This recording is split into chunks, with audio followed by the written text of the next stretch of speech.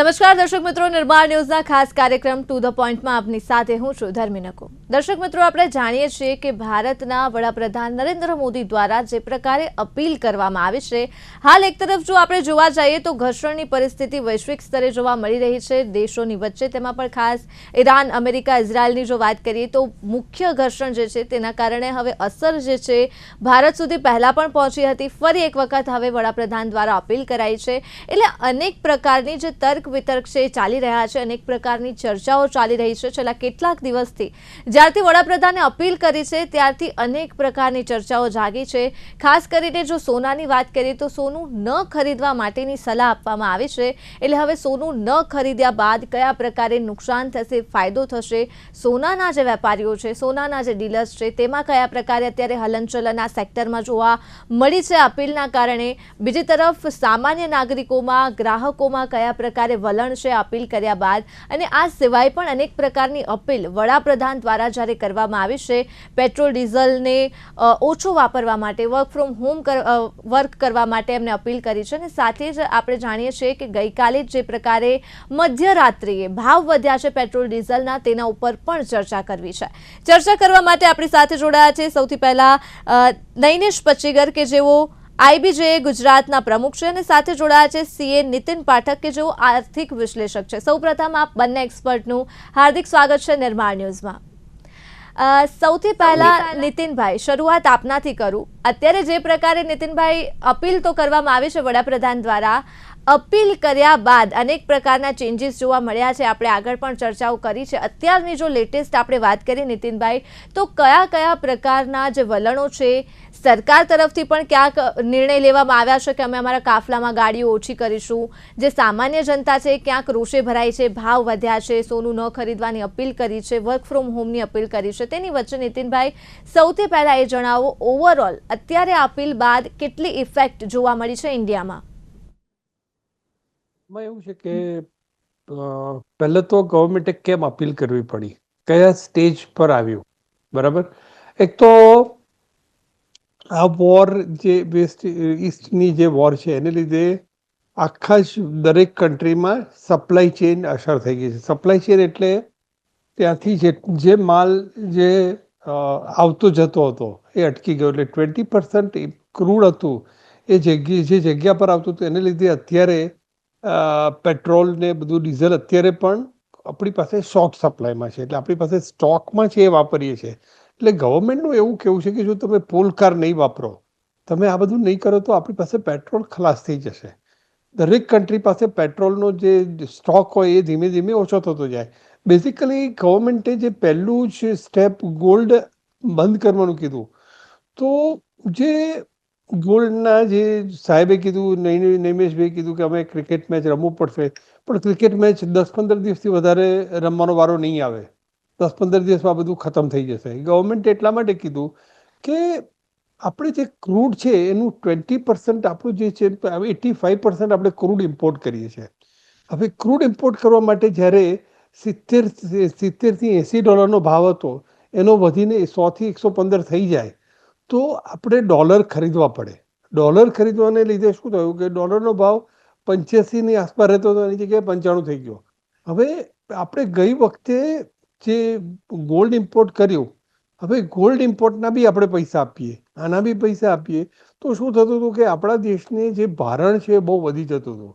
એટલે ગવર્મેન્ટે એવું કીધું કે તમે અત્યારે ગોલ્ડ ન ખરીદો। ગોલ્ડ નહીં ખરીદવા માટેના કારણો છે કે જો $85 ભાવ, $95થી તમે જે રૂપિયાની તમે ખરીદી કરો તો તમને રૂપિયામાં આ બધો જ ભાવ જે છે તમારે બે મહિનાનો જ ખેલ છે, પછી પાછો 85 એટલે ગવર્મેન્ટ કે ના કે બધા જ નૈનેશભાઈને બધા કહેતા હતા કે હમણાં થોડા દિવસ ગોલ્ડ ના ખરીદો, તમારું જે ગોલ્ડ જે જૂનું છે એને રિપ્લેસ કરીને તમે વાપરો। કારણ કે તમે અત્યારે દરેક જ્વેલર્સ, તમે કોઈ બી જગ્યાએ જાઓ તો હમણાં બધા જ કહેતા હતા કે હમણાં ગોલ્ડ ના ખરીદો। તો ગોલ્ડ નહીં ખરીદવા પાછળનું કારણ એવું છે કે તમને મોનેટરી બી લોસ થશે। આ ઇસ્યુ 15 દિવસ, મહિનો, 2 મહિનાનો છે। એટલે તમે જુઓ તો જાપાનમાં અત્યારે આપણા દેશમાં ₹3 પેટ્રોલનો ભાવ વધાર્યો। આપણી પાસે જ્યારે ખરીદી કેટલાથી વધી ગઈ છે, ₹50 પર પેટ્રોલનો આપણી કોસ્ટ વધી ગઈ છે। $85 હતી એની 70થી 100 થઈ ગઈ, એટલે $30 એ પ્લસ આપણને એટલે 40% ભાવ વધારે. ગવર્મેન્ટે કેટલો વધારે? 3 રૂપિયા. કેમ કે જો ગવર્મેન્ટ જેટલી ઇમ્પોર્ટ કરતી હતી એટલી કોસ્ટ જો વધારે તો આખું ઇન્ફ્લેશન વધી જાય. ઇન્ફ્લેશન વધી જાય આપણી ઇકોનોમી આખી ડોલડ્રમ થઈ જાય, શેર માર્કેટ અડધું તૂટી જાય. એટલે ગવર્મેન્ટે કીધું કે આને આપણે સ્ટેપ વાઇઝ છીએ. એટલે તમે પહેલો ક્વેશ્ચન એવો હતો કે મેં કીધું તમને કીધું કે ગવર્મેન્ટે કેમ સ્ટેપ લેવું પડ્યું. એનું રીઝન મેઇન એવું હતું કે આપણી પાસે 27 ફેબ્રુઆરી જ્યારે આ વોર ચાલુ થઈ ત્યારે આપણી પાસે $728.5 બિલિયન ફોરેન એક્સચેન્જ રિઝર્વ હતું અને 1 મે એ ઘટીને $690.7 બિલિયન થઈ ગયું. એટલે $38 બિલિયન આપણા ઘટી ગયા. એટલે પર વીક કેટલા રૂપિયા? પર વીક $8 બિલિયન માર. એટલે ગવર્મેન્ટ ગભરાઈ. ગવર્મેન્ટે એટલા માટે કીધું કે ભાઈ હવે તમે ગોલ્ડને બાન કરી દો. ગોલ્ડ પર બધા જ લોકોને ગોલ્ડને બાનથી આપણને આમે નુકસાન જવાનું હતું અને આ બધી વસ્તુ થોડા પીરિયડમાં કવર થઈ જશે. અને જ્વેલર્સ બધી જ જ્વેલર ઇન્ડસ્ટ્રીવાળા કહેશે કે આપણે હવે મેચ છોડીને પાર્ટીઓ રાખીએ. એ હું તમને પ્રોમિસ આપું છું નૈમેશભાઈને કે it's a question of 10 to 15 days, 20 days. Serve the country. Okay નીતિનભાઈ, આપણે નૈનેશભાઈ પાસેથી પણ આ ઉપર પ્રતિક્રિયા લઈ લઈએ. નૈનેશભાઈ, શું લાગે છે આજે અપીલ કરવામાં આવી છે? નીતિનભાઈ કહી રહ્યા છે કે 10 થી 15 દિવસ જ ક્રિકેટ રમશો, ત્યારબાદ ફરી પાર્ટી કરવી પડશે. આ પ્રકારની પરિસ્થિતિ નીતિનભાઈ કહી રહ્યા છે. તમારું શું માનવું છે નૈનેશભાઈ? અપીલ કરવામાં આવી છે નરેન્દ્ર મોદી દ્વારા. આ મામલે સોનું ન ખરીદવાની વાતને આપ કેટલો સહકાર કરો છો? આપનું શું માનવું છે? નીતિનભાઈ ઇકોનોમિસ્ટ છે, એટલે એમની વાતને અમે સમર્થન પણ આપીએ છીએ, કારણ કે એમનું જે વિઝન છે કે કદાચ 15-20 દિવસમાં સર્વાઈવ થઈ જશે. એટલે અમારે ખાસ એમની જે ટિપ્પણી છે એના ઉપર ખરેખર અમે લોકો બહુ આશાવાદી છીએ. ને ખાસ કરીને જે પ્રધાનમંત્રી શ્રી જે 2 દિવસ કન્ટિન્યુઅસ અપીલ કરી ને આજે જ્વેલરી ઇન્ડસ્ટ્રી પણ જાણે છે ને આખું ઓલ ઓવર આપણું ભારત વર્ષ જાણે છે કે જે રીતે ક્રૂડ પછી જ્યારે ક્રૂડમાં આપણું ફોરેન એક્સચેન્જ વપરાય છે અને સેકન્ડ લાર્જેસ્ટ જો કહેવાય તો ગોલ્ડ ઇન્ડસ્ટ્રી છે, કારણ કે દર વર્ષે 800 ટન ગોલ્ડ આપણે ઇમ્પોર્ટ કરીએ છીએ. આપણે ત્યાં ટોટલી ગોલ્ડ ઇમ્પોર્ટ થાય છે. આપણી પાસે એવી કોઈ ખાણ નથી કે આપણે અહીંયાથી સોનું ઉત્પન્ન થાય છે. આપણે જે સોનું છે તે આપણે ઇમ્પોર્ટ જ કરવું પડે છે. એટલે 800 ટન સોનું ઇમ્પોર્ટ થાય છે. અને જ્વેલરી ઇન્ડસ્ટ્રી, જ્વેલર્સ અને દરેક જણા જાણે કે સૌથી વધુ આપણું વિદેશી હુંડિયામણ આ સોનામાં, ક્રૂડ પછી સોનામાં આપણું જાય છે. તો એ બાબતે જે વડાપ્રધાનશ્રીની ચિંતા છે એ જાયજ છે ને અમે લોકો પણ આ ચિંતાની સાથે એમની સાથે કદમ ટુ કદમ મિલાવવા નેશન ઇઝ ફર્સ્ટ એમ કરીને આજે અમે લોકો પોઝિટિવ રહીને કઈ નહીં અમારા બિઝનેસ પર અસર થશે, નો ડાઉટ. પરંતુ આ આપણો દેશ છે તે અત્યારે જે એમનું જે વિઝન છે પ્રધાનમંત્રીશ્રીનું કે આપણે 5 ટ્રિલિયન ઇકોનોમી તરફ જઈશું ને સૌથી લાર્જેસ્ટ ઇકોનોમી આપણું ભારત વર્ષ બનશે, એની સાથે અમે અમારી ઇન્ડસ્ટ્રીના ભોગે પણ કે ભાઈ અમે અમારા કદાચ થોડો વખત માટે અમારો બિઝનેસ કદાચ ડલ પડે તો કોઈ વાંધો નહીં. પણ જો પ્રધાનમંત્રીશ્રીનું જે વિઝન છે, એમનું જે કહેવાનું તાત્પર્ય છે કે એમને જે સોના પ્રત્યે એવું કીધું કે સંયમ રાખીને તમે ખરીદો, કે નહીં ખરીદો એવું નથી કીધું, સંયમ રાખીને ખરીદો. ને એમને બીજા દિવસે એમને થોડુંક એમના સ્ટેટમેન્ટમાં ચેન્જ કર્યું. એમને પહેલા દાગીના કીધું હતું, પણ બીજા દિવસે પ્રધાનમંત્રીશ્રીએ તો કે સોનું. ને આપણે અમે લોકો કે બુલિયન, લોકો બુલિયન નહીં ખરીદે કારણ કે બુલિયન એ લોકરમાં જ જવાનું છે. પણ જે પ્રસંગોપાત થોડા ઘણા જે દાગીનાઓ ખરીદે છે તેમાં કઈ પ્રધાનમંત્રીશ્રીએ ના નથી કીધી. ને અમે જે કે ભાઈ જૂનું સોનું જે ગોલ્ડ મોનેટાઇઝેશન સ્કીમ જો લાવવામાં આવે ને જે ટ્રસ્ટો પાસે ને જે લોકો પાસે સોનું પડ્યું છે એ બજારમાં આવે કે આજે 1000 ટન સોનું તો ટ્રસ્ટો પાસે પડેલું છે ને આપણે ઇમ્પોર્ટ કરીએ છીએ વર્ષનું 800 ટન જ. તો જો કદાચ એ બજારમાં આવે તો કોઈ જ્વેલર્સને કોઈ તકલીફ નથી પડવાની. લોકો આજે જૂના સોનામાંથી આજે રિસાયકલિંગ કરીને દાગીનો બનાવવાનો છે. તો જે નાના નાના કારીગરોનો અમને ચિંતા છે કે જે નાના પોતાનું ગુજરાન કે જે આનાથી ડાયરેક્ટ ઇનડાયરેક્ટ જે ઇન્ડસ્ટ્રીઓ જોડાયેલી છે જે આના ઉપર નિર્ભર છે તે સર્વાઈવ થઈ જાય. એટલે નૈનેશભાઈ, અત્યારે જો આપણે વાત કરીએ તો અત્યારે કયા પરિસ્થિતિ છે, વડાપ્રધાનની અપીલ કર્યા બાદ ગ્રાહકોમાં કયા પ્રકારે અસર જોવા મળી છે અને ગોલ્ડ ઇન્ડસ્ટ્રીમાં અત્યારે કેવી અસર છે? જ્યારથી આપણે જીઓ પોલિટિકલ ટેન્શન સ્ટાર્ટ છે, જ્યારથી રશિયા યુક્રેન વાળું યુદ્ધ છે, ને આજે તમે સતત વર્ષથી આપ જોઈ રહ્યા છો કે જે રીતે સોનાના ભાવ જે રીતે વધી રહ્યા છે, Jio political tension, world wide અનિશ્ચિતતા, ને જ્યાંથી રશિયા યુક્રેન, પછી આ ઈરાન, ઇઝરાયલ, યુએસ, જ્યારથી યુદ્ધની પરિસ્થિતિ, પછી ઘણા બધા આખા વર્લ્ડ વાઇડ યુદ્ધો, ને તેને કારણે એની સીધી અસર શેર બજારને સોના ચાંદી પર થઈ. શેર બજાર ડાઉન ગયું ને ઇન્વેસ્ટરો આજે શેર બજારથી છોડીને આજે સોના ચાંદી તરફ વળ્યા. એને લીધે સોનું વધતું ગયું, એને લીધે ઘરાકીઓ ઉપર અસર થઈ. આજે લગભગ છેલ્લા 6 થી 8 મહિનાથી ઘરાકી આમ પણ કસ્ટમરોનો ફ્લો 40% ડાઉન જ હતો.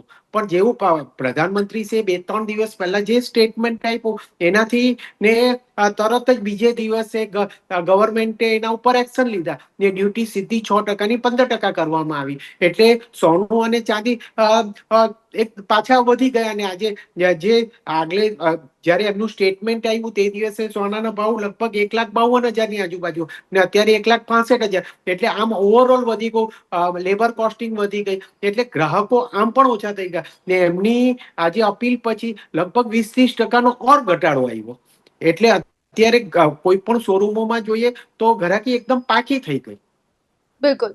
નીતિનભાઈ, આપણે ગોલ્ડની તો વાત કરી જ રહ્યા છીએ, પણ જે પ્રકારે આપણે જાણીએ છીએ કે પેટ્રોલ ડીઝલના જે ભાવ છે એ પણ રાતોરાત જ વધ્યા છે, 3 રૂપિયા વધ્યા છે.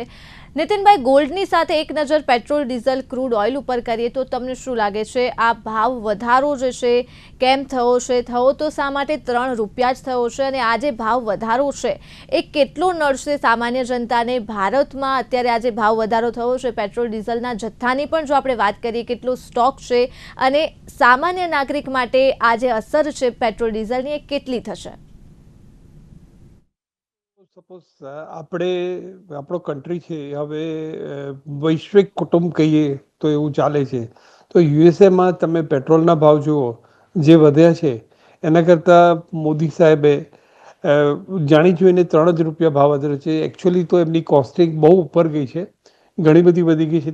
મેં તમને કીધું કે $70 થી $100 થઈ ગઈ, આપણે $85 થી $95 થઈ ગયેલા. ગવર્મેન્ટે જાણી જોઈને જે પ્રેશર છે એમણે એમની ઇકોનોમી પર નહીં આવવા દઈ અને આપણી બેલેન્સ શીટ ઉપર અસર નહીં કરીને પ્રોફિટ લોસ ઉપર આપણને દેશને જે આપણે જે કહીએ જે વધારાનો જે ભાવ લેતા હતા એની જગ્યાએ હવે ઓછો ભાવ લે છે ગવર્મેન્ટ. એટલે એને લીધે ગવર્મેન્ટમાં તો એટલા પૈસા જતા જ થઈ ગયા, પણ ગવર્મેન્ટે એની સામે એડવાન્ટેજ શું છે કે જો ભાવ વધારે હોત અને 3ની જગ્યાએ વધારે હોત અમેરિકા ને બધાની જેમ, તો એને લીધે ઇન્ફ્લેશન વધે. ઇન્ફ્લેશન વધત એટલે આપણું ઇન્ટરેસ્ટ રેટ વધત, ઇન્ટરેસ્ટ વધત એટલે આપણું જીડીપી ઘટત, અને શેર માર્કેટ અત્યારે પેલું એ થઈ ગયું હતું, ગોલ્ડના ભાવ થોડા વધારે વધત, પણ એની સામે લોકોને ગોલ્ડ ખરીદવા માટે કોઈ ના આવત.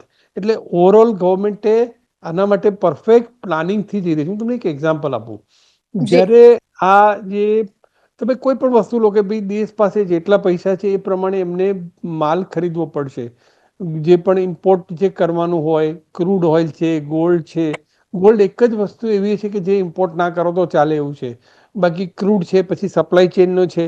એટલે ગવર્મેન્ટે પહેલાં નક્કી કર્યું કે કયા સ્ટેપ લેવા. તો પહેલું ગવર્મેન્ટ જ્યારે આ વોર ચાલુ થઈ તો એમણે પહેલાં ડોલરને મેનેજ કરવા માટે એમણે ફર્સ્ટ સ્ટેપ એમણે આરબીઆઈએ સેલ બાય થ્રુ ડોલરને કંટ્રોલ કરવા માટે એમણે મિકેનિઝમથી એ લોકોએ ફર્સ્ટ સ્ટેપમાં એ લોકોએ ડોલર મેન્ટેન કરવાની કોશિશ કરી. પછી એમણે બીજો સ્ટેપ શું લીધું કે ભાઈ ગવર્મેન્ટ જે સ્પેક્યુલેટિવ જે ટ્રાન્ઝેક્શન થતા હતા જે ડોલરમાં એ એમણે લિમિટ કરી દીધા, રિસ્ટ્રિક્ટ કરી દીધા. પછી ત્રીજું બેંકની લિમિટ, બેંક પણ કોઈ પણ બેંક એમના પોતાના જે લિમિટ હોય એને એમને ઘટાડી દીધી.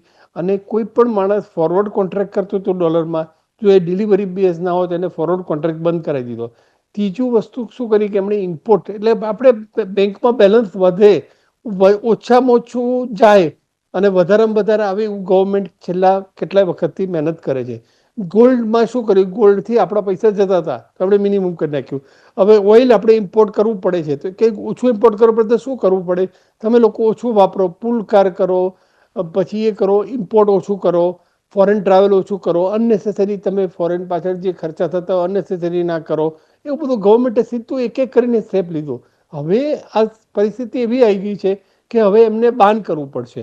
ગવર્મેન્ટ ધીમે ધીમે એવું પણ કરે કે ભાઈ આ બધી વસ્તુ જેમ પહેલાં ખાલી ડોલરને રિસ્ટ્રિક્ટ કરવા માટે આપણા બેંક, આપણે ડોલરમાં જે બી પૈસા પેમેન્ટ કરીએ છીએ વધારેમાં વધારે આવે, ઓછામાં ઓછું જાય, એના માટે ગવર્મેન્ટે મેનેજ. પછી શું કર્યું એમણે, પહેલું સ્ટેપ બેંક આરબીઆઈ મેનેજ કર્યું, બીજું સ્ટેપ રિસ્ટ્રિક્શન કર્યું, ત્રીજું નોન ડિલિવર બેઝ કર્યું સિટીઝનને. હવે ગવર્મેન્ટે ચોથું સ્ટેપ ગવર્મેન્ટને લોકોને સજેશન કર્યું કે તમે આટલું કરો, તમે સ્વદેશી માલ ખરીદો જેથી આપણા પૈસા ઓછા જાય, કાર પુલ કરો એટલે પેટ્રોલ ઓછું ખર્ચવું પડે, વર્ક ફ્રોમ હોમ કરો એટલે પેટ્રોલ ઓછું જાય, તમે જી યુઝ પબ્લિક ટ્રાન્સપોર્ટ એટલે તમારું પેટ્રોલ ઓછું જાય, મિનિમમ ફોરેન એક્સચેન્જ જાય, ફોરેન ટ્રાવેલ ન કરો, ડોન્ટ બાય ગોલ્ડ. એટલે ગવર્મેન્ટે સ્ટેપ વાઇઝ કર્યું. આનાથી શું થશે કે આપણી ઇકોનોમી સર્વે થશે. આ આપણે એમ કહીએ કે ભાઈ આપણા દેશને જ અસર થઈ જાય એવું નથી, દરેક કન્ટ્રીને આ પ્રોબ્લેમ છે.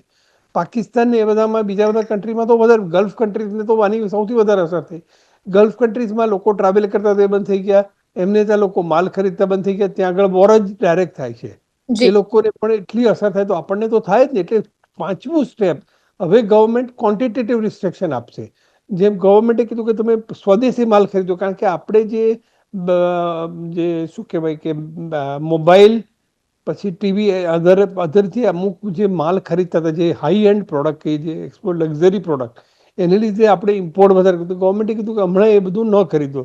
અને બીજું કે આને લીધે સામાન્ય લોકોને જે નુકસાન જાય છે એ તો હકીકત છે, પણ તમારે એ જોવું પડે કે ભાઈ મને એકલાને, મારા એકલા કન્ટ્રીમાં આ પ્રોબ્લેમ નથી. તમે અમેરિકામાં જુઓ, અમેરિકાથી કોઈ પણ માણસ આવતો હશે એવું કહેશે કે ભાઈ અમારે ત્યાં મોંઘવારી ટોચ ઉપર છે. એટલે ધીમે ધીમે, અને ગવર્મેન્ટે પોતે પણ નક્કી કર્યું કે અમે ગવર્મેન્ટમાં જે કોન્વોય લઈને જતા હતા એ કોન્વોય અડધો કરી દઈશું, અનનેસેસરી ટ્રાવેલ નહીં કરે, અને પરમિશન નહીં મળે, જી પીએસયુને આઈટી સેક્ટરમાં વર્ક ફ્રોમ હોમની લોકોને હિદાયત કરશે, ઈવી માટે લોંગ ટર્મ પ્રોજેક્ટ કરે છે, મેટ્રોમાં પણ ધીમે ધીમે ભાવ ઘટાડશે. ભાઈ તમે મેટ્રોમાં જાઓ, કન્સેશન આપીશું, એડિશનલ સપોર્ટ એન્કરેજિંગ રેલવે. પહેલાં અત્યારે ગવર્મેન્ટ એવું કીધું કે અમારે તમે ટ્રકમાં માલ મોકલો છો એની હમ જગ્યાએ રેલવેમાં માલ મોકલો. એટલે હાયર પ્રમોશન, મેક ઇન ઇન્ડિયાની જે પ્રોડક્ટ છે એને હમ ડેવલપ કરવા માટે કર્યું. ફર્ટિલાઇઝરમાં પણ મોટો ઇસ્યુ આવી રહ્યો છે. હવે હું તમને ખાલી એની શેર માર્કેટ પર કયા શેર ખરીદવા અને કયા શેર ન ખરીદવા એના માટે વાત કરું. જો તમે COVID-19માં લોકોને એવું થતું હતું કે આ ગવર્મેન્ટ, આખી ગવર્મેન્ટને આ બધું કન્ટ્રી બંધ થઈ જશે, પણ એવું કશું જ થયું નહીં. એ જ હમ રીતના અત્યારે પરિસ્થિતિ એવી છે કે જો તમારી પાસે પૈસા હોય, જી તમારી કન્ડિશન સારી હોય તો તમે શેર લઈ અને અત્યારે ખરીદો. Is the right time to purchase. જેમ કોવિડ પછી ભાવ 20% થી 30% વધી ગયા, એમ શેરમાં ભાવ વધશે. કયા કયા કન્ટ્રી, કઈ કઈ ઇન્ડસ્ટ્રીના શેર નહીં ખરીદવા? હમ ગોલ્ડ અને રિટેલ મુથુટ ફાઇનાન્સ છે, મનુપ્રમ છે, ટીટાન છે, કલ્યાણ છે. એ થોડા ટાઈમ માટે, હમણાં 15 દિવસ માટે એને સેલ કે બાય ન કરો. એ ધીમે ધીમે આ ઓકે 15 દિવસ થશે ને, 15 દિવસ પછી આ લોકોને ત્યાં પાર્ટી હશે ને આપણને ઇન્વાઇટ કરશે એવું હું આશા રાખું છું. અને એવિએશન ઇન્ડસ્ટ્રીમાં પણ ધીમે ધીમે અત્યારે એવિએશનના શેર ના ખરીદાય. ગવર્મેન્ટે કીધું કે તમે ફોરેન ના જતા, ફ્યુઅલના ભાવ વધી ગયા છે એટલે હમણાં એ કંપનીના શેર ના ખરીદાય. Fertiliser industry is also badly affected. IT ઇન્ડસ્ટ્રીમાં પણ ભલે એક્સપોર્ટથી બધી સર્વિસીસ એક્સપોર્ટ થતી હોય, પણ ત્યાં પણ, કારણ કે ફોરેનમાં પણ આના કરતાં પણ વધારે ક્રાઇસિસ છે. જી અત્યારે તમે કન્ઝ્યુમેબલ પ્રોડક્ટ હોય એના શેર ન ખરીદો. ડિફેન્સ અને ઘણી બધી ઇન્ડસ્ટ્રી, ઇન્ફ્રાસ્ટ્રક્ચર ઇન્ડસ્ટ્રી છે, એ બધાને શેર ખરીદવા જોઈએ. એટલે ઓવરઓલ જે લોકો કહે છે, પણ મેં ઇન્ડિવિડ્યુઅલી ઘણા બધાને મળ્યું તો બધા જ લોકો દેશને મદદ કરવા માટે તૈયાર છે. જેમ કે નિમેશભાઈ કીધું કે અમારી ઇન્ડસ્ટ્રી છે, જ્વેલરી ઇન્ડસ્ટ્રી છે, they know that they are badly affected. એમના માટે તમે આમ જુઓ તો ગોલ્ડ લોકો ખરીદે, જે પણ જ્વેલર હોય એની પોતાનું જે ઇન્વેસ્ટમેન્ટ છે એનું એ રહે, એમની ઇન્કમ બિલકુલ બંધ થઈ જાય, એમને એમના જી સ્ટાફને ખર્ચો કરવાનો, તો એમને 6 મહિનામાં કેટલો લોસ જાય તમે માની બિલકુલ ના શકો એટલો લોસ જાય. પણ નૈમેશભાઈની આખી ઇન્ડસ્ટ્રી હસતા મોએ કશું બોલ્યા વગર ક્રિકેટ રમવાની વાત કરે છે. તો જ્વેલરી ઇન્ડસ્ટ્રી સૌથી વધારે બેડલી અફેક્ટેડ છે. ધન્ય છે કે આ લોકો આટલું સારી રીતના હેન્ડલ કરી દેશની રહ્યા સેવા છે. કરવામાં મદદ કરે છે. જી બિલકુલ ભાઈ, શું કહેશો? ગોલ્ડ ઇન્ડસ્ટ્રીની જો વાત કરીએ તો નીતિનભાઈ આમ તો વાત કરી જ છે, જે પ્રકારે અત્યારે અસર થઈ રહી છે આપણે જાણીએ છીએ કે લોસ જઈ રહ્યો છે, પણ નૈનેશભાઈ તમારો અંદાજો શું કહી રહ્યો છે? જેમ નીતિનભાઈએ તો કહ્યું કે કદાચ 10-12 દિવસની જ આ વાત છે, ત્યારબાદ પરિસ્થિતિ નોર્મલ થશે. આપને શું લાગે છે નૈનેશભાઈ, જો વાત કરીએ ગોલ્ડ ઇન્ડસ્ટ્રીની, તો કેટલા દિવસમાં આજે અત્યારે પરિસ્થિતિ છે નોર્મલ થઈ જશે? કેટલા દિવસ સુધી અત્યારે આજે સોનું ન ખરીદવાની જે સલાહ લોકો માની રહ્યા છે ચાલશે, અને આજે મંદી અત્યારે સોનામાં જોવા મળી રહી છે, લોકો નથી ખરીદી રહ્યા, કેટલા દિવસ સુધી આ પીરિયડ છે ચાલશે? કદાચ જે રીતે નીતિનભાઈએ કીધું કે કદાચ 15-20 દિવસ માટે આ પરિસ્થિતિ રહેશે, તો કદાચ મને થોડુંક એ લાગે છે, કારણ કે આજે તમે જે કન્ટિન્યુઅસલી જે રીતે જીઓપોલિટિકલ છે કે વર્લ્ડ વાઇડ આજે રશિયા યુક્રેન તો આજે ઘણા વર્ષથી, ને જે રીતે ભાવની અસર છે, ને જે રીતે રિસ્ટ્રિક્ટેડ ગોલ્ડ થઈ રહ્યું છે, ને તે રીતે કદાચ અમારી ઇન્ડસ્ટ્રી તો એવું છે કે ભાઈ કદાચ આ ટાઈમ લાંબો પણ ચાલે. કદાચ હું માનું ત્યાં સુધી, અત્યારે તો હવે કોઈક મેરેજ સિઝન પણ નથી, કે અત્યારે લગભગ દિવાળી સુધી કે ક્રિસમસ સુધી બિલકુલ. બીજું કંઈક પણ મુવમેન્ટ નહીં આવે, તો કંઈક એટલી બધી ઘરાકી કંઈક આવવાની નથી. ને બીકોઝલી જે આપણે પ્રધાનમંત્રીશ્રીએ કીધું ને સરકારશ્રી પણ એમાં ઇફેક્ટિવલી જે રીતે એમને ડ્યુટી વધારી, તે રાતોરાત કઈ ડ્યુટી ઘટાડી નથી દેવાના, કે આજે 15-20 દિવસ પાછી ડ્યુટી કઈ રિવર્સ બેક નથી કરવાના. તો એની અસર કદાચ હું માનું ત્યાં સુધી એમને લોંગ ટર્મ વિચારીને જ પગલા લીધા હશે. ને પ્રધાનમંત્રી શ્રીના જે નિવેદનો છે એમાં કંઈક એમનું તથ્ય છુપાયેલું હોય, તો જ પ્રધાનમંત્રી શ્રી ને આપણે દેશવાસીઓ આપણે એક નસીબદાર છે કે આપણે જે રાજનેતાઓ જે પણ આપણે કહીએ છીએ તે પ્રમાણે પ્રજા અનુસરે છે, ને પ્રજાને વિશ્વાસ છે કે જે આપણા દેશના મુખિયાઓ કે જે દેશ ચલાવે છે તે આપણે ખોટા રસ્તે નહીં લઈ જાય. એટલે આપણી ઇન્ડસ્ટ્રી, દરેક ઇન્ડસ્ટ્રી, એવું નથી કે જેમ જ્વેલરી, દરેક ઇન્ડસ્ટ્રી પ્રધાનમંત્રી શ્રીના નિવેદનને અનુસરે છે. એવી જ રીતે અમારી જેમેન જ્વેલરી ઇન્ડસ્ટ્રીએ પણ આજે જે રીતે પ્રધાનમંત્રી શ્રી કીધું કે no doubt nation is first, પણ કદાચ અમને ખાલી ચિંતા એ જ છે કે જેનું ગુજરાન જ આ ઇન્ડસ્ટ્રી પર ચાલતું હોય, એને માટે કંઈક આપણે તથ્ય વિચારવું જોઈએ, ને કંઈક એના ઉપર પ્રોપેગન્ડા મૂકવો જોઈએ કે જો કદાચ જ્વેલર્સો તો સર્વાઈવ કરી લેશે, કારણ કે 6-8 મહિના કદાચ જ્વેલર્સોનો બિઝનેસ નહીં ચાલે તો એમાં બહુ ઇફેક્ટેબલ નહીં થાય. પણ જે એની સાથે જોડાયેલા જે એસએમઈ સેક્ટર છે કે નાના સેક્ટર છે, કે નાના જે રોજગારી જે વર્કર લેબર વર્ક છે, એને કદાચ ઇફેક્ટ થાય તો ઘણું મોટું નુકસાન મોટું, કારણ કે ઘણી મોટી સંખ્યામાં આ જેમેન જ્વેલરી ઇન્ડસ્ટ્રી સાથે સંકળાયેલા લોકો ઘણા બધા છે. એટલે લેટ અસ સી હોપ કે આ પરિસ્થિતિ જલ્દી થાળી પડે. બિલકુલ, એટલે નૈનેશભાઈ એક જ સવાલ કે જે પ્રકારે જ્યારે પણ આ પરિસ્થિતિ આવે છે, જ્યારે ગેસની અછત હતી ત્યારે સિરામિક ઉદ્યોગ હોય કે પછી ફૂડ ઇન્ડસ્ટ્રી હોય તેને અસર થઈ હતી, આજે અપીલ કરી છે ગોલ્ડ ઇન્ડસ્ટ્રીને અસર થઈ રહી છે. નૈનેશભાઈ, કેટલું ડેમેજ થશે અને શું સ્ટ્રેટેજી અપનાવવામાં આવશે ગોલ્ડ ઇન્ડસ્ટ્રી દ્વારા, કેમ કે આ પ્રકારની અપીલ કરવામાં આવી છે? ખાસ કરીને જે પ્રકારે આપે કીધું, ખૂબ સાચી વાત કરી છે કે કદાચ જ્વેલર્સ જે છે એ આમાંથી ઉગરી શકે, બહાર આવી શકે આ પરિસ્થિતિમાંથી, પણ લેબર વર્કની જો વાત કરીએ નૈનેશ ભાઈ, તો એમની પરિસ્થિતિ કેવી થશે અને તેનું સમાધાન શું? મેં કીધું કે લેબર વર્કને સર્વાઈવ કરવો અઘરો છે, કારણ કે બહુ મોટા પ્રમાણમાં છે. ઓલ ઓવર આપણે ભારત વર્ષની વાત કરીએ તો ઘણો બધો મોટો લેબર વર્ક ને ઘણી બધી નાની એસએમઈ ઇન્ડસ્ટ્રી જે આ જેમેન જ્વેલરી સેક્ટર સાથે ઘણી વખત ટૂલ્સ છે, કે ઘણા બોક્સીસ છે, કે ઘણા હોલમાર્કિંગ સેન્ટર છે, ઘણી નાની ઇન્ડસ્ટ્રી આ જ્વેલરી સેક્ટર સાથે કનેક્ટેડ છે, અને ઘણા બધા ડાયરેક્ટ ઇનડાયરેક્ટ ઘણા બધા લોકો આ જ્વેલરી ઇન્ડસ્ટ્રી પર નિર્ભર છે. એડવર્ટાઇઝિંગ છે કે ઘણા બધા ફેક્ટરો એવા છે કે જે નાના ઉદ્યમી છે, નાના માણસો છે, જે આ ઇન્ડસ્ટ્રી પર જ નિર્ભર છે. એ કદાચ એને સર્વાઈવ કરવું કદાચ અઘરું પડે. તો કદાચ જો સરકાર, એમાં અમે લોકોએ ઘણી બધા એમને પ્રસ્તાવો રાખ્યા છે સરકારશ્રીને, કે કંઈક જેવી રીતે ગોલ્ડ મોનેટાઇઝેશન સ્કીમ લાવવામાં આવે, ને કંઈક રીતે જે રીતે મેં કીધું કે 1000 ટન સોનું જો આ ટ્રસ્ટો પાસે ને લોકોના ઘરોમાં પડેલું છે, જો એ બજારમાં લાવવામાં આવે તો જે લેબર વર્કનો જે પ્રોબ્લેમ છે, કદાચ કોઈ પ્રસંગોપાત નાનું મોટું બનાવશે ને પોતાના જૂના સોનું, તો એ જે લેબર વર્કનું જે કામ છે તે કન્ટિન્યુઅસ રહે. ને જ્વેલર્સો ને એમાં કોઈ એ છે નહીં ને અમે તો સરકારશ્રીની કોઈ પણ એમના જે નિવેદનો છે કે સરકારશ્રીના જે પણ લક્ષ્યો છે એ અમે લોકો સર્વાઈવ કરવા તૈયાર, કારણ કે આજે સૌથી જીડીપીમાં કહીએ તો સૌથી વધારે જો હિસ્સો જેમ એન્ડ જ્વેલરી સેક્ટરનો હોય ને સૌથી વધારે જો એક્સપોર્ટ પણ જેમ એન્ડ જ્વેલરી સેક્ટરનો હોય તો સરકારશ્રીએ જો આ વાત પર ધ્યાન આપે તો ઘણું આ ઉઘરી જાય, આ ઇન્ડસ્ટ્રી ઉઘરી જાય.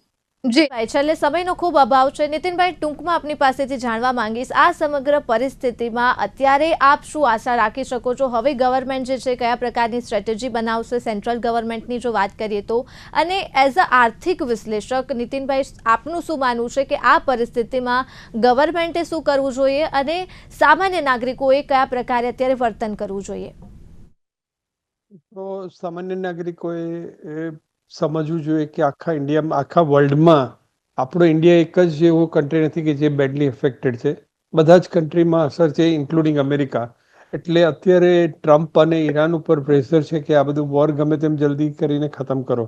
એટલે નિમેશભાઈ, મને પણ ટેન્શન થાય છે કે આ વોર જેટલી ખતમ થાય છે, બોલવું સહેલું છે સાહેબ, ખબર પડે ક્યારે બંધ થશે તો આપણને કોઈ આઈડિયા જ નથી.